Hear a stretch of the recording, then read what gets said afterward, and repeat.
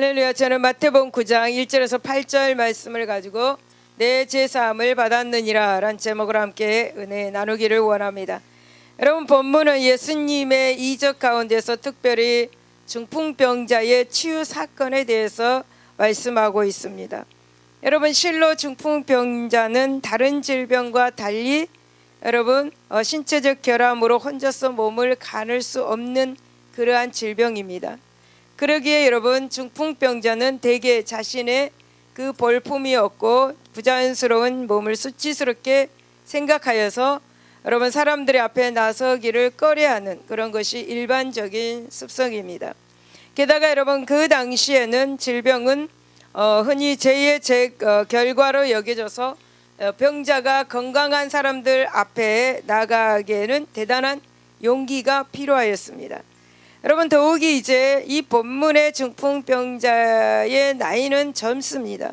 이 젊은 나이에 중풍병을 앓았습니다.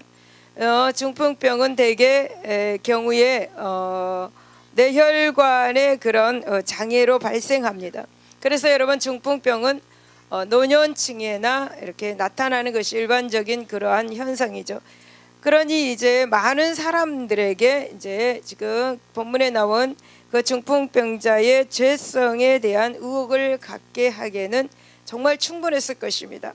이런 점으로 여러분 미뤄볼 때에 이제 중풍병자가 예수님 앞으로 나아가는 것은 그의 믿음이 본문에서 분명하게 언급되지 않음에도 불구하고 틀림없이 중풍병자의 그런 큰 믿음의 결과였습니다. 참으로 여러분, 중풍병자는 자신의 믿음으로 그 병에서 치료함을 받았습니다. 그렇다면 이제 본문에서 하나님께서 우리에게 주시는 은혜가 무엇인지 한번 살펴보도록 하겠습니다. 첫 번째 보면 하나님께 나가는 데는 어떠한 장애도 변명거리가 될 수가 없다라는 것을 우리는 1, 2절에서 알 수가 있습니다. 1, 2절에 보면 예수께서 배에 오르사 건너가 본 동네에 이르시니 침상에 누운 중풍병자를 사람들이 데리고 오거늘 예수께서 그들의 믿음을 보시고 중풍병자에게 이르되 작은 자여 안심하라, 내 제사함을 받았느니라 라고 그렇게 말씀합니다. 여러분, 예수님께서 본 동네 곧 가버나움에 도착하였습니다. 그런데 침상에 누인 중풍병자를 사람들이 데리고 왔습니다. 이 중풍병자는 침상에 누운 채 사람들에 의해서 들려 나온 것으로 보아 아마도 우리가 생각하기에 그 병이 굉장히 중증이었던 것 같습니다. 따라서 그는 혼자서는 주님께 나아가고 싶어도 나아갈 수 없는 그러한 형편이었습니다. 그에게 있어서 중풍병은 주님께 나아가는 데 있어서 넘기 어려운 그러한 장애였습니다. 그러나 그는 포기하지 않았습니다. 그래서 그는 친구들을 불러 모아서 나를 좀 도와달라고 그렇게 요청했습니다. 그는 친구들에게 자신을 주님께 데려다 달라고 그렇게 요청을 했던 것이죠. 그리하여서 이제 중풍병자는 예수님이 계신 집 앞에까지 올 수 있었고, 그러나 예수님께 나아가는 데 있어서 장애는 그의 중풍병만이 아니었습니다. 주님이 계신 그 집은 예수님의 명성을 듣고 온 사람들로 인산인해로 이렇게 이루어서 그는 예수님을 그 얼굴조차도 볼 수가 없었습니다. 중풍병자는 이만하면 이제 예수님께 나아가는 것을 단념하고 돌아갈 만합니다. 그러나 그는 그 와중에서도 예수님께 나아가는 것을 포기하지 않았습니다. 여러분, 마가복음 2장 1절에서 12절 그리고 누가복음 5장 17절에서 26절을 보면은 이 중풍병자는 친구들의 도움을 받아서 예수님이 계신 그 집의 지붕으로 이렇게 올라갔습니다. 그리고 그 지붕을 뜯어서 구멍을 냈고, 그래서 그 구멍을 통해서 그는 주님 앞으로 이렇게 나아갈 수가 있었죠. 여러분, 이 상황을 한번 생각해 보십시오. 얼마나 감격스러운 그런 장면입니까? 예수님께 나가려는 이 중풍병자의 열망이 너무나도 눈물겹고 여러분 간절하지 않습니까? 여러분, 결국 중풍병자는 어떻게 됩니까? 예수님을 만나고 영혼이 잘되고 범사가 잘되고 강건한 그런 축복을 받을 수밖에 없었습니다. 여러분, 우리는 이 장면을 보면서 무엇을 느끼십니까? 바로 하나님께 나아가는 데는 어떠한 그러한 장애도 핑계거리가 될 수 없음을 우리는 알 수가 있습니다. 여러분, 어떤 환경이 핑계거리가 될 수가 없다라는 것이죠. 여러분, 그렇습니다. 여러분, 우리가 하나님께 나아가고자 할 때는 정말 참으로 많은 장애가 인생의 길을 가로막습니다. 때로는 그러한 장애가 넘을 수 없는 그러한 산과 같이 되기도 합니다. 그러나 여러분, 그것이 우리가 하나님께 나아가지 못하는 데 대한 핑계가 될 수가 없습니다. 여러분, 하나님께서 주시는 구원과 영생의 그런 축복을 누리기 위해서는 반드시 우리는 그러한 장애도 극복해야만 하는 것입니다. 여러분, 물론 여러분, 산이나 강과 같이 여겨지는 장애도 우리에게 중풍병자와 같은 믿음과 하나님께 대한 그런 간절한 열망만 있다면 충분히 극복할 수가 있습니다. 할렐루야. 여러분, 마가복음 11장 23절을 보면 누구든지 이 산더러 들려 바다에 던지라 하며 그 말하는 것이 이루어질 줄을 믿고 마음에 의심하지 아니하면 그대로 되리라. 할렐루야. 그러므로 여러분, 우리는 하나님께 나아가는 이런 우리 앞에 각양의 장애가 놓여 있다고 하여서 핑계하거나 불평할 것이 아니라 하나님께 대한 믿음과 열망으로 모든 장애를 극복하고 그리고 하나님께 나아감으로 구원과 영생의 축복을 누리시기를 바랍니다. 할렐루야. 다시 1절을 보면 예수님께서는 자신을 배척하는 가다라 지역을 떠나서 가버나움으로 떠나오셨습니다. 예수님이 미련 없이 배를 타고 떠나셨습니다. 그러면 여러분, 그 이유가 무엇이겠습니까? 여러분, 그것은 바로 그 이유는 마태복음 8장 28절에서 34절을 보면 그 해답이 나오고 있습니다. 여러분, 예수님께서 건너편 가다라 지방에 가심에 귀신 들린 자 둘이 이제 무덤에서 나와서 예수를 만났습니다. 그들은 몹시 사나워서 그 길로 사람들이 지나갈 수가 없었습니다. 그래서 예수님이 마침 그 길을 걸어가시는데 귀신 들린 사람이 나와서 이렇게 외칩니다. 하나님의 아들이여, 우리가 당신과 무슨 상관이 있나이까? 이르기 전에 우리를 괴롭게 하려고 여기 오셨습니까? 우리를 돼지떼에 들어보내 주소서라고 그렇게 예수님께 요청합니다. 그래서 예수님께서는 이 돼지떼기로 들어가라 라고 그렇게 명령을 하셨습니다. 그 말이 떨어지기 바쁘게 귀신들이 나와서 돼지떼기로 들어가서 온 떼가 비탈로 내리더라 바다에 들어가서 물에서 몰사하였습니다. 다 죽었습니다. 이 장면을 보고 이제 돼지떼를 손에 본 가다라 주민들이 예수님께 그 지방에서 떠나가기를 간구했기 때문에 그 지방에서 떠나 나왔습니다. 여러분, 주님은 말 한마디 하지 아니하시고 조용히 그곳을 떠나신 것입니다. 여러분, 사사기 9장에 보면은 이제 사사시대에 스스로 왕이 된 이 아비멜렉이라는 사람이 있습니다. 이 아비멜렉은 불평불만하는 백성들을 모두 다 죽였습니다. 또 보면 사무엘상 19장 또 22절을 보면 사무엘은 다윗을 살해하였습니다. 죽이려고 했습니다. 그래서 사울은 조금이라도 자기를 거역하는 사람들을 거룩한 제사장이라든지 또 거룩한 제사장의 가족이라고 해도 모두 다 몰살을 시켜버렸습니다. 그 결과 여러분, 수많은 백성들이 그 거처에서 나와서 이제 다윗과 함께 유랑 생활을 할 수밖에 없었습니다. 여러분, 세상의 권세자들은 자신의 권위와 권세를 지키고자 백성들을 수없이 죽이고 지배해 왔습니다. 그러나 예수님은 당신이 백성들이 원치 않으면 벌을 주는 대신에 스스로 당신이 그곳에서 떠나 나오셨습니다. 그렇게 온유하신 왕이십니다. 할렐루야. 여러분, 요한복음 8장 29절에 보면 예루살렘 성전에서도 종교 지도자들이 자신을 배척하자 성전이 여러분 자신의 성전이 그 주인이면서도 불구하고 미련 없이 그 성전에서 떠나 나오셨습니다. 여러분, 예수님은 산상수훈에서도 마태복음 7장 6절을 보면 거룩한 것을 개에게 주지 말며 너희 진주를 돼지 앞에 던지지 말라라고 그렇게 말씀하셨습니다. 바로 그 말씀대로 예수님은 은혜와 진리와 의를 거부하는 무지한 자들과 또 완악한 자들로부터 머무르지 아니하시고 떠나 나오신 것입니다. 여러분 그러나 이처럼 예수님께서는 이렇게 떠나시는 것 자체가 모든 인간에게는 큰 불행이 되고 심판의 원인이 된다는 사실을 기억하시기 바랍니다. 왜냐하면 여러분, 예수님께서는 생명과 구원의 복의 구원이시기 근원이시기 때문입니다. 여러분, 예수님께서 떠나는 가정, 예수님께서 떠난 그 개인, 예수님께서 떠난 사업장, 예수님께서 떠난 그 직장, 그리고 교회, 예수님께서 떠난 그 민족에게는 희망이 없습니다. 여러분, 공의로운 하나님의 그 무서운 진노와 형벌만이 그 앞에 기다리고 있을 뿐입니다. 예수님이 떠나 나오신다면요, 여러분, 사무엘상 16장 14절에 보면 여호와의 영이 사울에게서 떠나고 여호와께서 부르시는 악령이 그를 번뇌케 하였습니다. 그러니까 뭐냐 하면, 하나님께서 떠나면 여러분, 사울이 악령이 들었습니다. 그러니까 여러분에게서 하나님께서 떠나면 여러분은 정말 힘들어진다라는 것이죠. 여러분, 사랑하는 여러분, 우리는 내가 너무 안악하여 예수님께서 나를 떠나시는 큰 불행을 당하지 않도록 늘 주님을 나의 왕으로 모셔야 될 줄로 믿습니다. 할렐루야.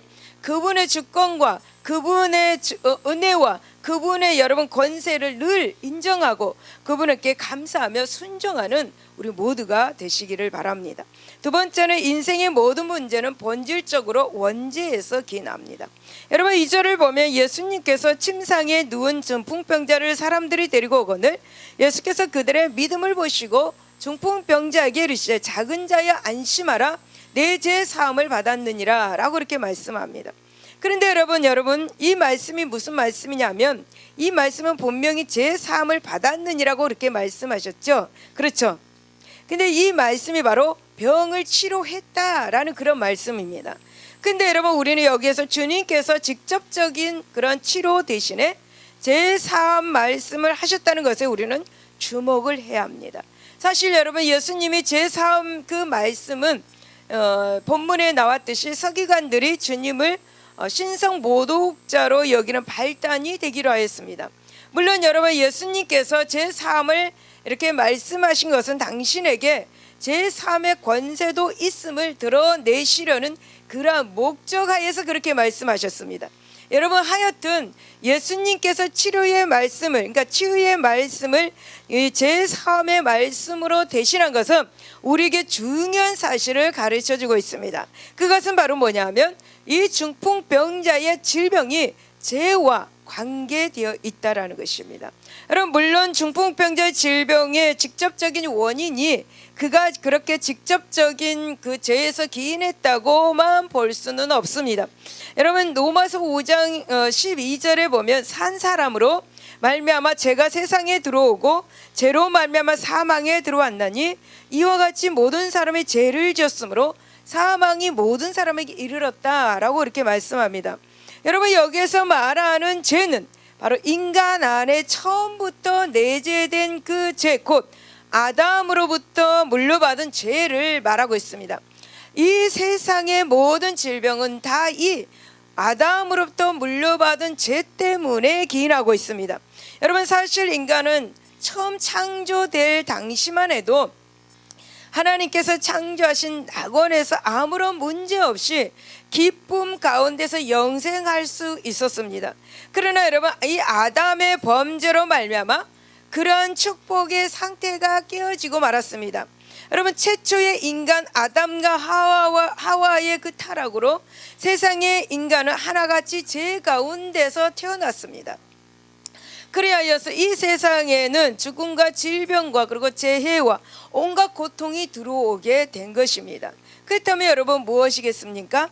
인생의 모든 문제를 해결하기 위해서는 무엇보다도 그 문제의 근원인 죄를 해결하지 않으면 안 된다라는 것입니다. 사랑하는 여러분, 하나님을 모르는 사람들은 이 땅에 찾아오는 그 인생의 문제는 환경이나 제도를 고치면, 또 법을 잘 만들면 모든 문제들은 사라지게 될 것이라 라고 그렇게 말하고 생각합니다. 그러나 여러분, 과연 그렇습니까? 여러분, 인생의 문제는 사회가 발전하고 과학이 발달하며 그 여의 것들이 그렇게 개선돼도 조금도 사라지지 않고 있습니다. 오히려 더 극심해지고 있습니다. 여러분 이것은 무엇이겠습니까? 여러분 그것은 바로 인생의 모든 문제가 환경이나 제도 등에 있는 것이 아니다라는 것을 말해주고 있는 것입니다. 그래서 인생의 문제는 본질적으로 죄에 있다라는 것이죠. 그 죄를 해결할 때만 모든 문제가 해결될 수가 있습니다. 여러분 인생의 본질적인 죄의 문제들은 예수 그리스도께서 십자가를 지심으로 해결하셨습니다. 그래서 우리가 예수 그리스도의 십자가만 의지하면 죄 사함을 받는 것이죠. 그래서 죄 사함의 은혜를 받는다면 문제는 해결이 되는 것입니다. 사랑하는 여러분, 인생의 문제를 해결하기를 원하십니까? 여러분 용기를 내어 믿음으로 하나님께 나아가십시오. 여러분 십자가를 바라보십시오. 여러분 물론 여러분 우리가 예수 그리스도를 믿는다고 해서 당장 이 세상에서 인생의 모든 문제가 해결되는 것은 아닙니다. 여러분 우리가 예수 그리스도를 믿어도 여러분 육체적으로는 여전히 죽으며 질병에 걸립니다. 각각의 재해도 당합니다. 그러나 여러분 우리 주님께서 재림하셔서 완전한 하나님의 나라를 건설하시는 그날 인생의 모든 문제는 완벽하게 해결이 될 것입니다. 사랑하는 여러분, 예수 그리스도 안에서 인생의 모든 문제가 해결이 되는 것입니다. 우리를 온갖 질고로 몰아넣는 죄가 해결이 되는 것입니다. 영생에 복이 있는 것입니다. 그러므로 여러분 예수 그리스도 안에 영원히 믿음을 가지고 머무르시기를 예수 이름으로 축원을 드립니다. 여러분 이 중풍병자는 많은 세월을 이 중풍병으로 고생하였습니다. 또한 여러분 주님에게 나오기까지는 우여곡절을 많이 겪었을 것입니다. 여러분 이 중풍병자의 인고의 그 세월을 여러분 생각한다면 그의 질병 치유는 너무 순간적인 일이었습니다. 이처럼 제 문제를 해결받는 이 중풍병자는 단번에 그렇게도 떨쳐버릴 수 없었던 그 무거운 질병의 짐을 벗어버리는 축복을 누리게 되었던 것이죠. 그렇습니다 여러분. 진실로 우리 주님은 우리의 인생의 그 모든 문제, 그 문제의 죄의 그 문제는 말할 필요도 없고 모든 무거운 인생의 짐까지도 단번에 해결해 주시는 은혜의 주님이시오. 여러분 능력의 주님이신 것을 믿으시기를 바랍니다. 할렐루야. 다시 여러분 2절을 보겠습니다. 2절 하반절을 보면 주님께서 침상에 누운 채로 사람들에게 의해 당신 앞으로 나온 이 중풍병자를 향해서 내 죄 사함을 받았느니라 라고 이렇게 말씀합니다. 여러분 이것은 아까도 제가 말씀드렸듯이 중풍병자 병이 치유되었다는 거죠. 그런데 여러분 우리가 여기서 주목할 것은 주님께서 중풍병자의 병을 치유를 선언하시면서 내 병이 나았다라고 말하지 않았습니다. 뭐라고 말했습니까? 내 죄 사함을 받았느니라 라고 그렇게 말씀하셨다는 것입니다. 여러분 이것은 여기에 매우 중요한 진리가 담겨 있습니다. 그것은 뭐냐면 모든 질병은 죄와 밀접한 연관이 있다라는 것이죠. 그렇습니다 여러분. 인간 세상의 모든 질병은 죄의 그 원인이 있습니다. 여러분 물론 여러분 이것은 질병에 걸린 모든 사람이 남모르는 어떤 죄를 범했음을 의미하지 않습니다. 질병은 자신의 현재적 범죄에 대한 하나님의 심판이 원인인 경우도 있습니다. 하지만 자신의 현재적 범죄와는 상관없이 발생할 수도 있습니다. 여러분 요한복음 9장 3절을 보면 모든 질병이 죄로 인해 생기는 것이 아니다. 때로는 하나님의 영광을 위해 질병이 생기기도 한다라고 그렇게 말씀하고 있습니다. 여러분 시편 107편 17절에서 18절을 보면 미련한 자들은 그들의 죄악의 길을 따르고 그들의 악을 범하기 때문에 고난을 받는다. 그리고 18절을 보면 그들은 그들의 모든 음식물을 싫어하게 되어 사망의 문에 이른다라고 말씀합니다. 여러분 미련한 자들이 죄를 범해가지고 범했기 때문에 하나님이 그들에게 고난을 줍니다. 그래서 우리가 병들었거나 또 힘들었을 때에 여러분 고난을 받을 때에 밥이 잘 넘어갑니까? 밥이 잘 넘어가지 않습니다. 그래서 그러니까 음식물을 싫어하게 되고 곧 사망의 문에 이르게 된다라는 그런 말씀입니다.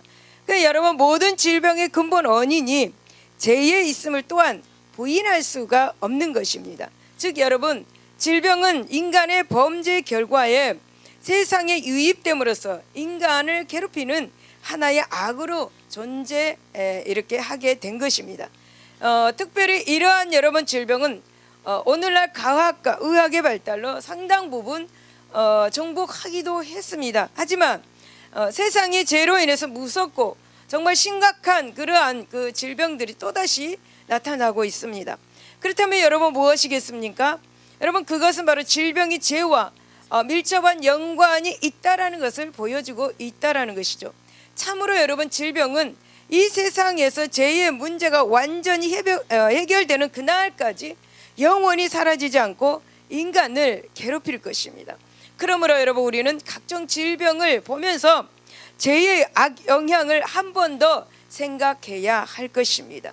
여러분, 사실 죄는 단순히 우리에게 각종 질병만 가져다 주는 것이 아닙니다. 여러분, 실존주의 철학자 키에르 케고르는 이렇게 말합니다. 절망을 죽음에 이르는 병이다라고 그렇게 말을 합니다. 하지만 여러분, 로마서 6장 23절에 보면은 죄는 그 자체가 인간으로 하여금 영원한 사망에 이르게 하는 질병이기도 하다라고 그렇게 말합니다. 따라서 여러분, 우리는 무엇보다도 더 시급하게 죄의 문제를 해결해야 하는 것입니다. 다시 말씀을 드리면 죄 사함을 받아야 한다라는 거죠. 예수님을 믿고 죄 사함을 받아야 한다라는 것입니다. 그리고 여러분, 죄 사함을 받을 수 있는 길은 오직 우리를 위해 대속 죽음을 당하신 우리 주 예수 그리스도를 믿는 것밖에 없는 것입니다. 우리는 다 예수 안에서 죽음에 이르는 질병인 이 죄를 극복해야 하는 것입니다. 여러분, 우리는 이 질병 안에서 신음하며 죽어가는 그런 영혼들에게 이 예수 그리스도를 전하여서 그들도 함께 우리와 함께 구원에 이르도록 하시기를 예수 이름으로 축원을 드립니다. 할렐루야. 세 번째는 신앙의 중풍병을 경계해야 합니다. 2절 사방절을 보면은 침상에 누운 중풍병자들을 사람들이 데리고 예수님께로 왔습니다. 여러분, 오늘날 중풍병은 병을 병원에서는 뭐라고 하신지 아십니까? 뇌졸중이라고 말을 합니다. 뇌의 혈액순환 장애로 인해서 반신불수가 되는 정말 무서운 병이죠. 그래서 중풍병의 의학 용어로는 아포플렉스라고 그렇게 말합니다. 이 말은 뭐냐면 무엇에 의해 크게 얻어맞고 기절했다라는 그런 뜻을 가졌습니다. 이것은 바로 헬라어에서 유래한 말입니다. 여러분, 그만큼 여러분 중풍병에 걸린 사람은 그 수족을 자유롭게 움직일 수가 없습니다. 말도 제대로 하지 못하고 여러분, 심한 경우에는 그저 누워 지내야만 합니다. 더 심한 경우에도 또 이 중풍병은 밥도 남이 먹여줘야 먹을 수가 있습니다. 스스로 활동할 수가 없지요. 그런데 여러분, 예수님은 지금 이러한 중풍병자가 신앙생활 속에서도 있다라고 그렇게 말씀을 하고 있습니다. 여러분, 예수님은 계시록 3장 1절에 보면 성도들 중에 네가 살았다는 이름은 가졌으나 죽은 자들이 있다라고 그렇게 말씀합니다. 여러분, 또 야고보서 2장 17절에 보면 행함이 없는 믿음은 그 자체가 죽은 것이다 라고 그렇게 말씀합니다. 행함이 없는 믿음을 가진 자들이 바로 중풍병자다라는 것입니다. 여러분, 이들은 성도로서 마땅히 행해야 할 것들을 하지 못하는 그런 신앙의 중풍병자들입니다. 여러분, 이들은 신앙 생활하는데 행위에 마비증에 걸린 그런 사람들입니다. 여러분, 이들은 하나님의 은혜로 그 신앙 생명만 유지하고 아무 일도 못하는 이들입니다. 여러분, 의사들은 중풍병은 평소에 자기 몸의 관리를 제대로 하지 못하고 그 몸을 함부로 쓴 결과라고 그렇게 말합니다. 또 큰 정신적인 그러한 충격을 이겨내지 못해서 걸리기도 한다고 그렇게 말합니다. 여러분, 그러므로 신앙의 중풍병에 걸린 사람들은 평소에 예수님의 계명을 실천하는 일을 게을리합니다. 여러분, 이런 사람들은 오직 자기 유익만 생각합니다. 그리고 구하죠. 그러기에 하나님의 말씀을 행하고 싶어도 마음은 원의로 돼 행동으로 옮겨지지 않습니다. 여러분, 신앙의 상처와 충격을 받고 그것을 극복하지 못한 사람도 하나님의 말씀을 실천하기가 어렵습니다. 상처와 그리고 충격의 의식 속에 미움과 그리고 불신과 원망이 가득 차 있기 때문이죠. 그래서 하나님의 섭리에 대해서도 여러분 믿지 못합니다. 이런 사람들은 심하면 배교자나 그리고 이단자로 전락하기가 쉽습니다. 여러분, 가룟 유다도 여러분 평소에 예수님께 대한 불만과 그 계명을 실천하려는 그런 노력을 하지 않았습니다. 그래서 어떻습니까? 아무 덕도 세우지 못하고 결국은 배신자로 인생을 마쳤습니다. 여러분, 성도 여러분, 이 중풍은 평소에 세심한 사전 그런 검사와 그리고 운동으로 예방할 수 있습니다. 그러므로 하나님의 말씀을 통해서 늘 자신의 신앙 상태를 점검하고 이 잘못된 부분이 있다면 속히 회개하는 우리 모두가 되시기를 바랍니다. 여러분, 디모데전서 4장 7절을 보면 망령되고 허탄한 신화를 버리고 경건에 이르도록 내 자신을 연단하라 라고 이렇게 말씀합니다. 디모데전서 4장 8절을 보면은 육체의 연단에 약간의 유익이 있으나 경건은 범사에 유익하니 금생과 내생에 약속이 있다라고 말씀합니다. 여러분, 우리가 왜 이 땅에서 신앙생활을 하는 것입니까? 힘들게 신앙생활을 하는 것입니까? 내세에 여러분 좋은 일이 있기 때문입니다. 천국이 있기 때문이에요. 그 천국을 향해서 우리가 이 신앙생활을 하고 있는 것입니다. 여러분, 그러므로 하나님의 말씀으로 적극적으로 행하는 경건의 훈련을 늘 해야 할 것입니다. 이러한 생활이 신앙의 중풍병을 예방하는 길임을 기억하시기를 예수 이름으로 축원합니다. 할렐루야.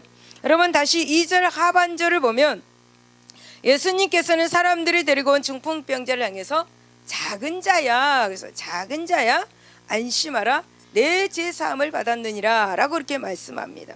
여러분, 여기서 특별히 본절은 주님이 그들의 믿음을 보시고 라고 강조하고 있습니다.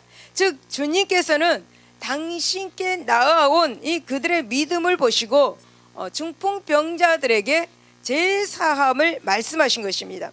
여러분, 물론 이것은 예수님께서 중풍병자를 아까도 말씀드렸듯이 고쳐주셨다라는 것이죠. 그런데 여러분, 여기서 우리가 주목할 점은 그들의 믿음 가운데는 바로 중풍병자 자신의 믿음도 포함되어 있다라는 것을 가르쳐주고 있습니다. 여러분, 제 사함은 타인의 도움으로 얻을 수 없는 것입니다. 할렐루야. 할렐루야. 여러분, 히브리서 4장 1절 2절을 보면 우리는 두려워할지니 그의 안식에 들어갈 약속이 남아있을지라도 너희 중에는 혹 이르지 못할 자가 있을까 함이라. 그들과 같이 우리도 복음 전함을 받은 자이나 들은 바 그 말씀이 그들에게 유익하지 못한 것은 듣는 자가 믿음과 결부시키지 아니함이라 라고 말씀합니다. 여러분, 이 말씀이 무슨 말씀이냐 하면 오직 각 사람의 주관적이며 전 인격적으로 믿음으로 말미암아 구원을 받기도 하고 이 구원에서 죄예되기도 한다라는 그런 말씀입니다. 그러니까 여러분, 개인에게 구원이 이루어진다는 것이죠. 여러분, 물론 중풍병자가 주님의 은혜를 입게 된 데는 그를 데리고 온 이 사람들의 도움이 컸습니다. 또 중풍병자를 예수님께 데리고 가면 고침을 받을 수 있다는 믿음이 그들에게도 있었습니다. 그러나 여기서 보다 중요한 것은 바로 중풍병자 자신의 믿음입니다. 만일 그에게 여러분 믿음이 없었다면 그를 데려온 사람들이 아무리 큰 믿음을 갖고 있다 해도 그는 결코 제사함의 은총을 받을 수가 없었을 것입니다. 그렇습니다. 여러분, 구원은 개인에게 있습니다. 할렐루야. 구원은 개인적인 것입니다. 구원은 개인적인 것입니다. 여러분, 구원은 철저히 자기 자신과 하나님과의 관계 문제인 것입니다. 할렐루야. 여러분, 로마서 10장 9절에 보면 내가 만일 내 입으로 네 입으로 예수를 주로 시인하며 또 하나님께서 그를 죽은 자 가운데서 살리신 것을 네 마음에 믿으면 구원 얻으리라. 네 입으로, 네 마음에. 네는 뭡니까? 한 사람을 말하는 것이에요. 개인 한 사람. 개인 한 사람에게 구원이 있다라는 것입니다. 여러분, 만일 우리가 부모나 형제나 배우자 등의 믿음을 의지해서 구원 얻으려고 생각한다면 그것은 큰 잘못된 생각입니다. 그러므로 우리는 무엇보다도 하나님과 자신의 관계를 잘 이루어야 할 것입니다.